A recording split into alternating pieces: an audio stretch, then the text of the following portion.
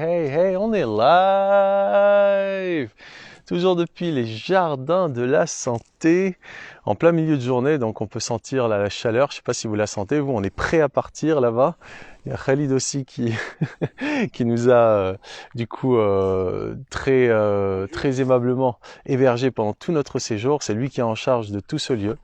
Et donc voilà, c'est avec lui qu'on est en train d'expérimenter toutes ces choses-là, dont notamment, comme vous pourrez le remarquer ici, là, ce truc que je vous ai montré hier, il a un peu changé. Car lorsque les maçons ils sont venus et ils nous ont dit « Oh les gars, ce que vous avez fait là, c'est moyen », ils ont tout détruit et refait. On a tout reconstruit.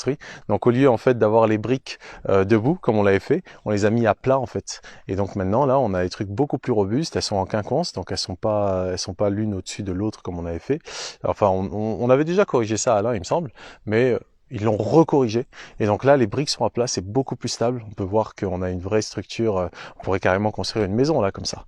Ouais, En tout cas, fait pour durer là. voilà, là c'est vraiment fait pour durer. C'est parti pour la postérité, quoi. Ça va nous enterrer ces constructions. Donc voilà. Donc voilà, on est là dans. Malheureusement, nous on doit y aller, donc on va pas pouvoir voir la continuation là cette semaine. Mais ce qui va se passer, c'est que celle-ci elle va devenir comme celle-là, et à l'intérieur il va y avoir de la chaux. De la chaux qui va permettre d'imperméabiliser complètement la terre, de telle sorte à ce que lorsque nous on va mettre de la terre, pour le coup de la terre vivante, hein, pas de la terre cuite comme celle-ci, même si elle est cuite au soleil, c'est quand même de la terre là qui n'est plus vivante, quoi, qui est faite pour être figée. Mais que lorsqu'on va mettre de la vraie terre dedans et que cette terre on va l'arroser, et ben elle va certainement du coup laisser l'eau passer dans les murets. Donc pour ne pas que ça passe, eh bien on va mettre de la chaux, ce qui va permettre d'imperméabiliser. D'étancher, ouais. Voilà, faire de l'étanchéité.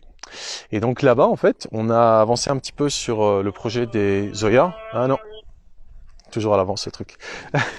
C'est vrai, il est à l'avance.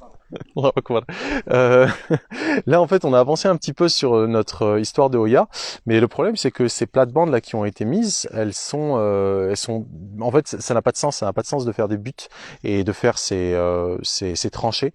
Donc, ce qu'on se dit là, c'est qu'on va combler les tranchées avec ces Hoya là, comme ça va pouvoir du coup irriguer ce qui se passe ici et ce qui se passe là-bas. Et comme oula, ça s'est coupé. Je sais pas ce que je vous ai pas raconté parce qu'il y avait un message. Et donc je vous disais, les Zoya en fait c'est beaucoup plus efficace pour pouvoir utiliser l'eau, parce que au lieu d'arroser en surface avec donc une grosse évaporation de l'eau et puis tout plein de mauvaises herbes qui peuvent pousser, enfin mauvaises herbes, des adventices, quoi, des trucs qui sont peut-être dans le fumier ou quoi, des herbes qui vont également utiliser donc des nutriments, des propriétés, qui vont créer un système racinaire qui va peut-être concurrencer celui des plantes qu'on souhaite voir pousser. Eh bien on va directement avoir l'eau qui pénètre au niveau racinaire, et ça en fait ça change tout, parce que non seulement on utilise moins d'eau, mais en plus on améliore en fait les rendements qu'on a avec les plantes, parce qu'elles absorbent directement l'eau au niveau racinaire. Donc c'est vers ça qu'on se dirige. Là ça va rester comme ça pour l'instant, mais ensuite ce qu'on va faire, c'est que dans chacune de ces planches de culture, il va y avoir en fait 8 Hoya. Donc chaque 40 cm, à chaque croisement en fait de lignes de 40 cm, donc 40 cm comme ça, 40 cm comme ça si vous voulez. Ici là, si on mesure là, on a 1,20 m, donc à 40, 40, 40, donc ici à 40 et là à 40, à chaque croisement on va placer une Hoya. Ce qui veut dire que pour une planche comme ça, il y en aura 8. Ça c'est des planches qui font 2,40 m sur 1,20 m. Donc il y aura 8 Hoya par planche comme ça de 2,40 m, ce qui va faire en fait que ça va être irrigué de partout. Et toutes les cultures pourront aller absorber directement depuis l'Hoya sans qu'on ait à arroser par en haut. Et donc ça devrait être super efficace. Mais la prochaine étape, avant de pouvoir arriver là, c'est d'abord de remplir tout ça de terre, d'arroser la terre, de faire en sorte que tout ce qui a besoin de pousser pousse. D'ailleurs, ça va être un mélange de terre et de compost ou de fumier. Et 80% de terre et 20% de compost ou fumier. Et ça va nous permettre d'avoir une terre plutôt ultra riche, qui ensuite, lorsqu'on va l'arroser pendant environ une semaine, 2 semaines, on va laisser les mauvaises herbes, entre guillemets, les adventices pousser. On va les arracher. Et comme ça, ensuite, on aura une terre qui sera juste prête en fait à recevoir nos semis sans qu'il y ait de mauvaises herbes, et la terre sera ultra riche, parce que du coup ça fera là environ 1 mètre cube. Tout ça là, ça fera un gros mètre cube de terre ultra fertile en fait. Et ensuite, lorsque les plantes vont pouvoir enfoncer leurs racines, ben, elles vont arriver jusque là, et puis elles auront des racines assez fortes pour aller potentiellement encore plus loin, ameublir encore la terre, etc.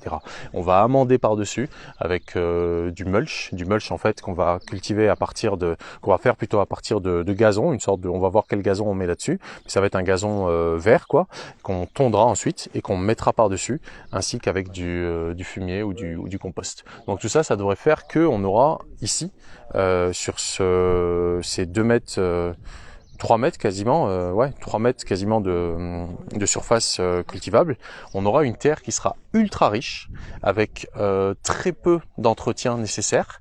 Et c'est ça l'intérêt de ce genre d'approche, c'est qu'une fois que c'est mis en place, c'est beaucoup de travail là à mettre en place parce qu'on le fait pas en bois, on le fait en terre. En plus, il y a un terrassement à faire parce que le terrain là est en pente. Donc en plus, ça veut dire qu'on doit beaucoup creuser, etc. Mais une fois que ce sera fait, ce sera magnifique visuellement. Il y aura du vert, de la terre, tout plein de légumes, de fruits, tout ça qui ont différentes couleurs, et ça nécessitera très peu d'entretien. On n'aura pas besoin de bêcher, on n'aura pas besoin de retourner la terre, c'est fini ça. On va juste amender la terre au fur et à mesure et surtout faire tourner les cultures avec une rotation des cultures. C'est-à-dire que si on a mis de la tomate ici, on ne remettra pas de tomate ici avant quelques années, on la remettra ailleurs ou à un autre endroit. On fera en sorte en fait, grâce à la technique de la culture des potagers en carré à la française, telle que codifiée par Anne-Marie Nager-Essen, je vous mettrai les liens dans la description bien sûr. Eh bien on a en fait, on va dire le savoir-faire pour pouvoir faire en sorte d'optimiser non seulement les rendements, mais également de minimiser le travail, c'est-à-dire l'intervention humaine à faire. Donc ça va. C'est un concept en fait, en tout cas par rapport à ce qu'on souhaite faire de la culture maraîchère, qui va au-delà même de la permaculture. Donc c'est extrêmement intéressant et j'ai vraiment hâte qu'on puisse expérimenter ça. Bon là, on va devoir repartir sans avoir vu le truc terminé, sans avoir mis la terre. Donc c'est en notre absence qu'ils vont faire ça. Mais ce qui est certain, c'est que lorsqu'on sera de retour la semaine prochaine, eh ben, on aura de quoi au moins continuer à avancer. Ça aura certainement avancé ici. Ils vont continuer en notre absence à maçonner, à faire avancer. Ça devrait être super beau. Et puis j'ai hâte de voir ce que ça va nous donner en termes de rendement. Voilà, je sais pas si j'ai oublié quelque chose. Je crois que ça va, hein. Je crois qu'on a dit l'essentiel, là on doit se mettre en route parce que on va être en retard sinon. Et puis voilà, il n'y a plus qu'à. Hein, à la semaine prochaine, Inch'Allah. Et sur ce, mes chers amis, un big boom! C'est beau, hein? Bonne année. Soyez heureux. N'oubliez pas de jardiner.